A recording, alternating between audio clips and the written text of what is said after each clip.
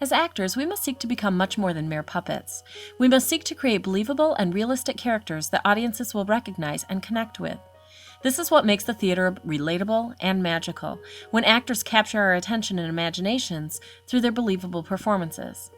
For this reason, the characters we play should be recognizable as real people who have real emotions and feelings. But how can a beginning actor create a character that an audience identifies with? That is the focus of this video, to help you begin to develop believable characters while interacting with others on stage. There are, of course, different methods and ways to approach acting. Many great actors and acting coaches throughout the 20th century have developed ways to create believable scenes and characters for the modern stage.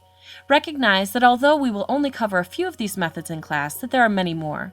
Also understand that the information and methods we work with in class are filtered through my own beliefs about acting and what has worked for me as a director with student actors. As I've said many times, theater is all about interpretation. Just make sure that whatever approach you take with a character and a scene, that it is based on strong and thoughtful interpretation of your script, and that your interpretation remains true to the play from which it came. One of the most influential people of the 20th century stage, and a man that helped to define and provide a strong method for modern acting, was a Russian named Konstantin Stanislavski. He was born in 1863 and eventually became an actor and director whose contribution to Western performance training remains mainstream even today.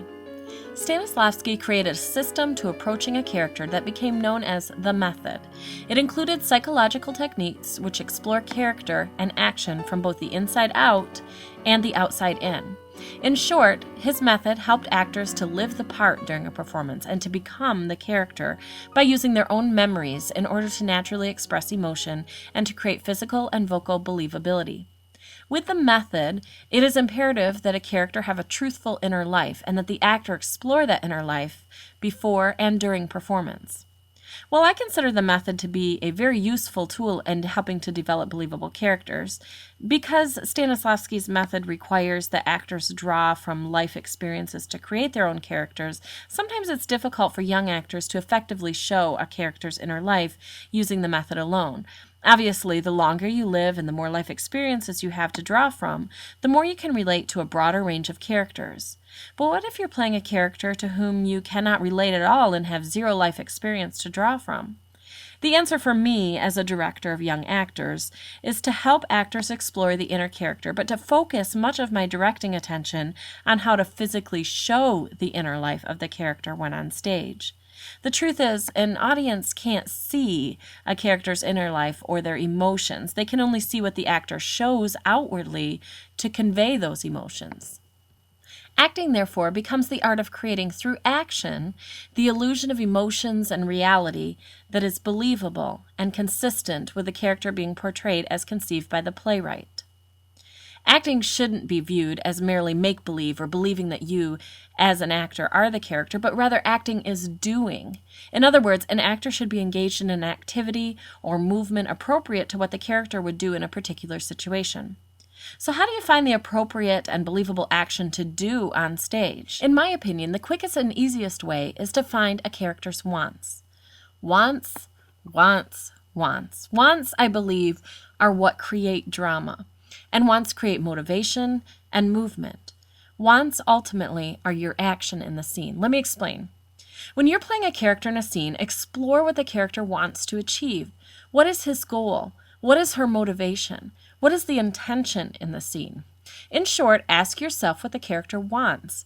But here's the trick.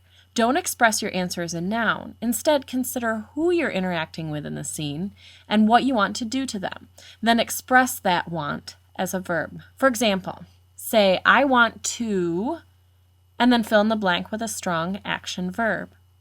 The action and interest in the scene lies in the interactions on stage, the conflict between the characters, the meanings behind and underneath the characters' lines, and finding a character's wants and expressing that want as a verb helps you to tap into that subtext. So let's look at an example.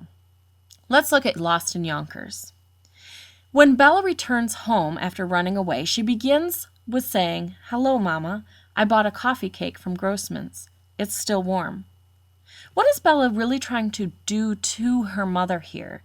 Is she simply informing her that she stopped by the bakery on the way over? Or is she simply saying hello after being gone for a while? Or is there something else beneath the lines?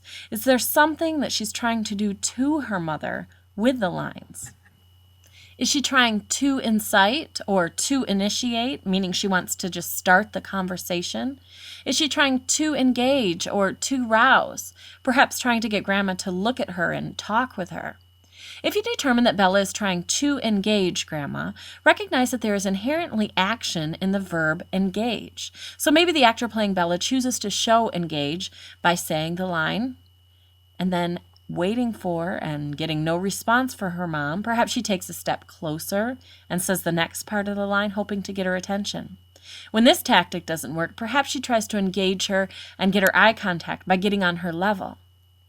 As the lines go on in the scene, Bella perhaps moves from to engage to push or to force in order to get Grandma to talk.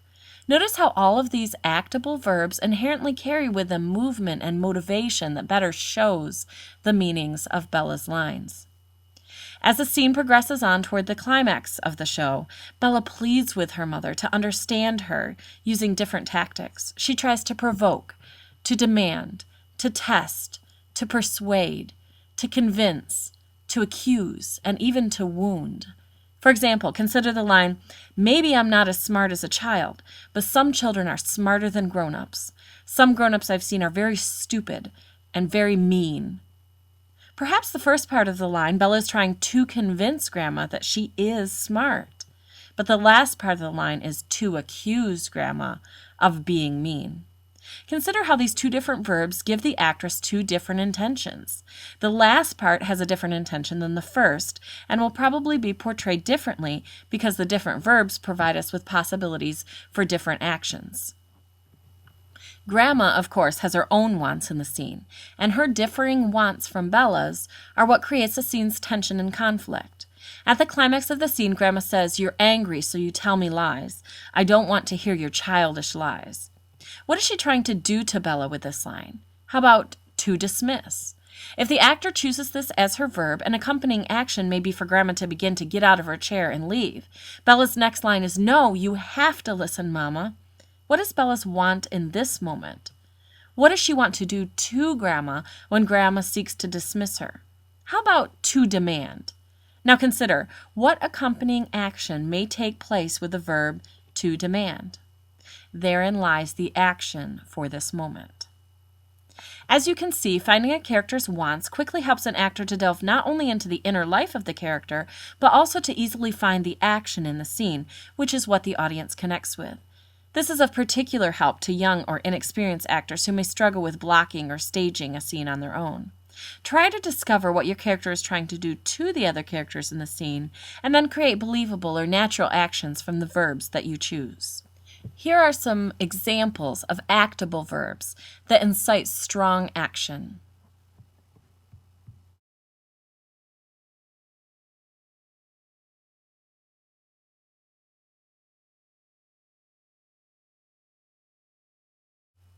Try to stay away from non-actable verbs that are too heady and hard to physicalize, such as to discuss, to question, to tell, to make, to accomplish, to describe, to impact, to get. Physical active verbs get you out of your head and into your character's body and their interactions on stage. To sum up, acting is all about action. While it's extremely important to understand your character, what they're thinking, how they're feeling, why they're saying what they're saying, it's imperative that you show your character to your audience. And that is done through the scene's action. When you're trying to determine the action in a scene, just ask yourself, what do I want to do to the character with whom I'm speaking? And then answer your question with a strong action verb. As we begin our scene study unit, keep in mind these tips and tricks. And remember, what we show on stage is so much more interesting and believable than what we tell with the lines alone. Make sure your scene work is all about showing the wants and the whys in the scene, and you will be sure to find success.